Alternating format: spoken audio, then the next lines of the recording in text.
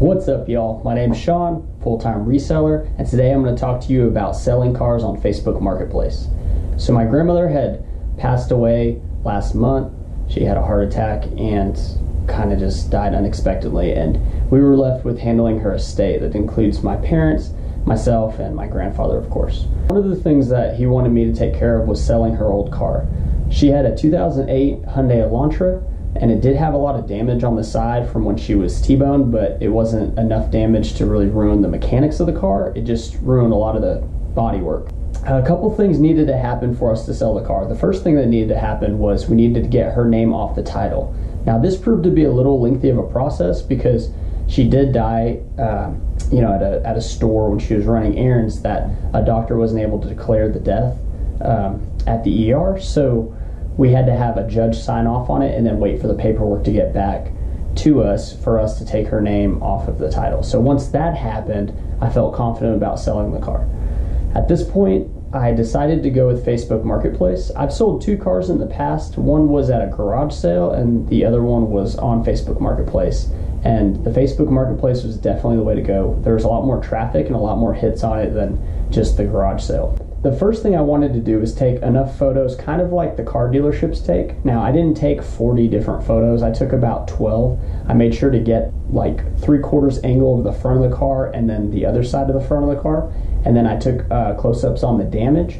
I also took pictures of the odometer, and I took pictures of the tires, the inside, the doors, pretty much like you'd see at a dealership when you go to their websites. One thing that was another issue with this car was the check engine light was on. Now, in the listing, I disclosed that the check engine light was on. I did some light troubleshooting as far as testing the battery and making sure all the fluids were filled, but I wasn't willing to take it to a mechanic because there wasn't a whole lot of money left into the car and I wanted to sell it quickly, so I had to disclose those things. Whenever I wanted to figure out what to price the car at, I first asked my grandpa, and he said he didn't care what he got out of it. He just really wanted it gone, kind of like out of sight, out of mind, and he just didn't want to deal with it. So that told me to price it really aggressive. The way that I decided to figure out the price of this car was to go to kellybluebook.com.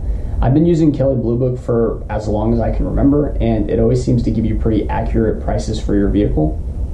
So with Kelley Blue Book, it's a pretty straightforward website. There are a lot of pop-ups and whatnot that come up, but you pretty much just type in the make, model, year of your car, the mileage, the condition, which this one did have some exterior damage on the side and the spoiler. So I put it at fair condition, and Kelley Blue Book spits out a number based on your location in the United States. And that number came to about $5,000, which is really surprising to me.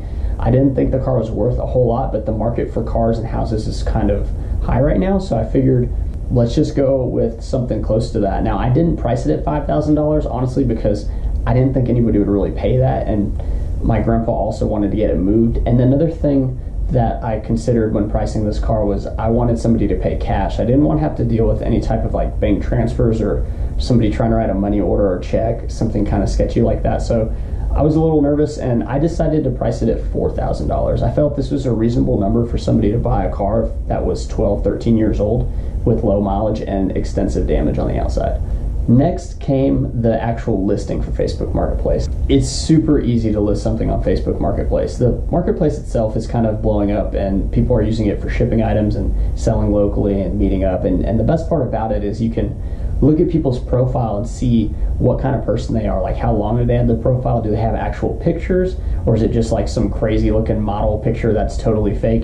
Or, like just who they are. Next came actually putting the car on Facebook Marketplace. So after the title is cleared and you have all the photos taken, you can pretty much just download Facebook if you don't already have it. I don't really know what you've been doing, but you go to Marketplace or one of your local trading buy-sell trade groups, and you click selling, and then you pick car. You put in the make, model, the information you need to disclose, whether it has damage, like this one had the side damage and the spoiler damage. It also had the check engine light on. And other than that, though, it was kept by one owner. So that's always a good sign. You want to put some keywords in there to help people understand that, you're trying to give them comfort when they're buying from you because it is a private party dealer, but there's no beating around the bush. Like, I'm not trying to upcharge them on any type of warranties or any type of, anything. I'm just trying to get $4,000 for this car and them to take it from us. Whenever you load the pictures, you want to put your best picture first, whether that's the whole body of the car at the 3/4 angle or maybe a straight on angle. I like doing the 3/4 angle because it kind of just makes it look a little more appeasing to the eye. And then I slapped the price of $4,000 up there, and within about an hour I had already gotten a message. Somebody had wanted to go look at the car and test drive it. Now, I was busy doing my reselling business, and I didn't want to just meet this person because, one, they offered $3,000 right off the bat without even looking at it, and I really didn't want to go that low, and I knew it would get like a lot of attention because it was on such a big platform like Facebook. So I told the person I was going to speak with my grandpa, and I talked with him, and he said, well, that's kind of low just for right now, because we just started. And I said, yeah, I agree. The next person that contacted me messaged an hour before lunch. This was around 11 o'clock. And they said that they were interested in the car and they'd like to come see it. Well, as I was messaging back and forth with them, another person messaged and said they also wanted to see the car. So I thought this was like a win-win situation. There's two people that were highly interested in seeing it. So I had them both meet at my grandpa's house at 1:30. Now, maybe that's kind of like a bold move, but I felt it would put pressure on either buyer and make sure that, somebody's going to leave with this car today. So I made sure to get to my grandpa's house. We went and I looked at the car. I made sure everything was fine. It had a full tank of gas and everything. The first person came, and luckily it was the first person to message because I definitely wanted that person, even though it was a minute before the next person. I wanted them to have like the first dibs on seeing the car.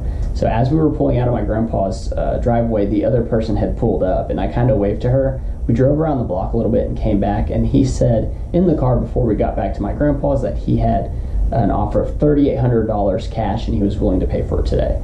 Now, that was excellent. I mean, having cash on hand is a big deal. So next was the woman that was also interested in it. This is the second buyer. I took the test drive with her. She said that she was interested in buying it and that she liked it, and I asked her what her offer would be, and she goes, well, I have to talk to my husband. He doesn't get home until 4 o'clock, so I can pay the full $4,000, but I'll have to wait till 4. And I was like, okay, I'll get back with you and see where the other gentleman is at. And she was like, okay, thanks. So going through my head, I'm thinking, okay, there's that old saying like one in the hand is better than two in the bush. And I felt that the $3,800 cash was a much better deal than the $4,000 possible, a few hours later from her husband. Because I don't know, who knows? Maybe the husband didn't have the money, or maybe they had the money, but maybe he didn't want the car. I'm not really sure. So I spoke with the guy, and I didn't really want to like play hardball with him. I wasn't going to try to squeeze another 100 or 200 out of him, which he probably had the $4,000 in cash. I took the 38. I said that's a deal. And I went to my laptop. I typed up a bill of sale. A bill of sale is pretty much just a document saying that gentleman agrees to buy the car as is with the check engine light, which neither buyer even asked about the check engine light, which I thought was kind of strange, but maybe they're more mechanically inclined than myself. Anyway, back to the bill of sale. So I typed up, my grandpa agrees to sell this car on this date for this amount of money as is to this buyer, and then you want to get all that buyer's information. I just got his phone number. My grandpa signed the title away, and then the gentleman signed his title, and the deal's pretty much done. The most difficult part of selling this car on Facebook Marketplace was counting out $3,800 in cash. This guy didn't roll up with hundreds. He had 20s. When I was counting out these 20s, it was on my grandpa's dining room table, and I was like 20, 40, 60, 81, 20, 40, 60, 82, 20, 40, 60, 83, and so on. And I was kind of thinking like, God, I'm like tired of counting. And then there's like $1,000 in 20s on the table, and you have to like shove it aside to like get the next 1,000. In hindsight, I probably should have counted bigger stacks, but I've never counted that much money at once, so I didn't really know how to go about it, and I didn't want to like miscount or anything like that. So all in all, the guy was a good buyer. The money was all there. I had a good time selling the car. My grandpa gave me like, a few $100s for helping him out, and I was totally happy to do it. And I marked as sold on Facebook Marketplace, and then they say, did you sell to this buyer? And you say yes or whatever, and that's it. It's all done.